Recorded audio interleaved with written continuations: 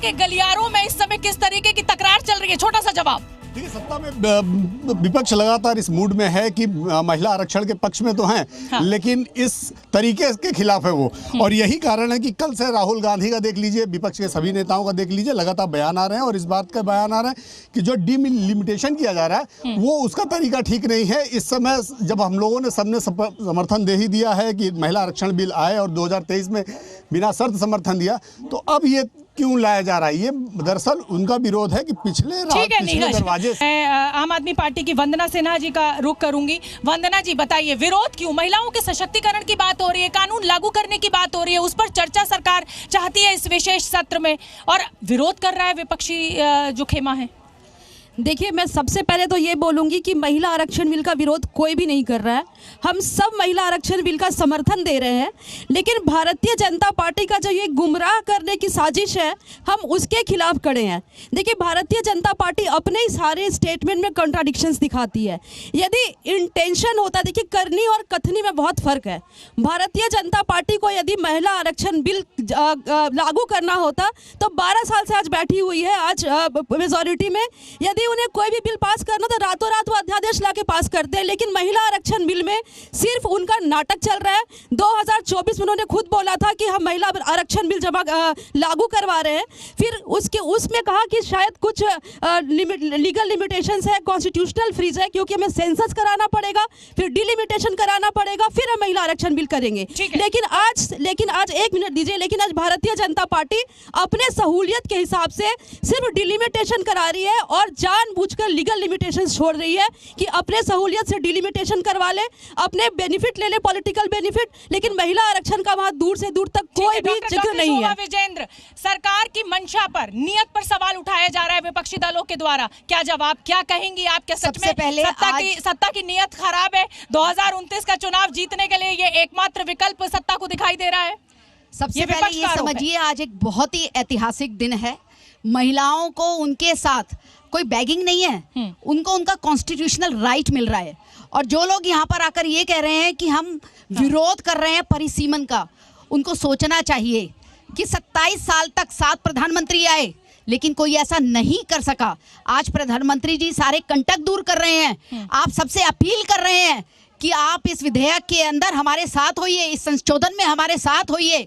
तो ये विपक्षी पार्टियां एकजुट होकर इसका विरोध कर रही है। मैं सबको बताना चाहती हूँ कि ये महिलाओं का विरोध नहीं हो रहा, ये देश की 50% अगर महिलाएं हैं तो ये राष्ट्र का विरोध हो रहा है।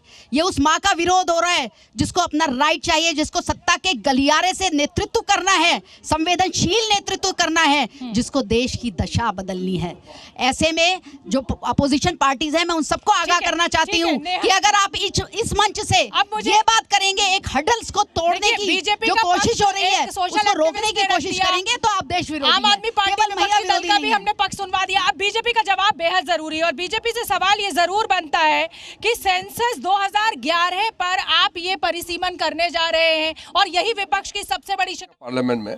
मैं अभी आंकड़े डिटेल इसलिए नहीं बता रहा हूं क्योंकि चर्चा हो जाएंगे। आज चर्चा करते समय सारा चीज सरकार की ओर से खुल के आएंगे, लेकिन कुछ पार्टियों ने डिलिमिटेशन को लेकर के दक्षिण भारत वहां में एक गलत तरीका का संदेश फैलाने की कोशिश किया, वो ना करें। I am very happy that today is a historic day. I'm now going to Parliament to participate in the Women Reservation Bill.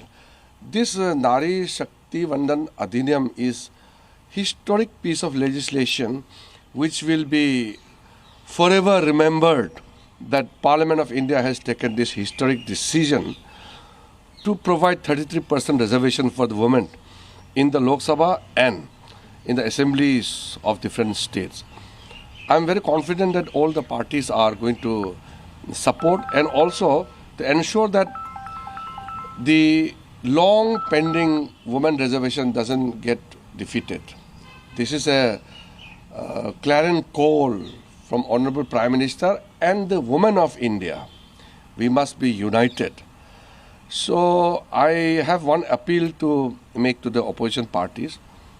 Please don't spread rumors on delimitation, and on the pretext of delimitation, don't oppose the women's reservation.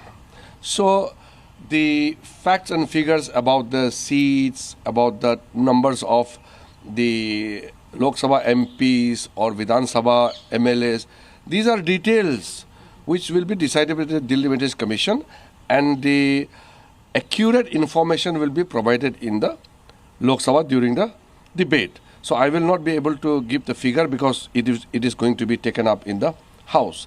But I have just very specific appeal to all the opposition party not to spread rumors and don't mislead the people of South India, and also not to misquote or misconstrue the good objective by spinning some other issues. Don't make some excuse to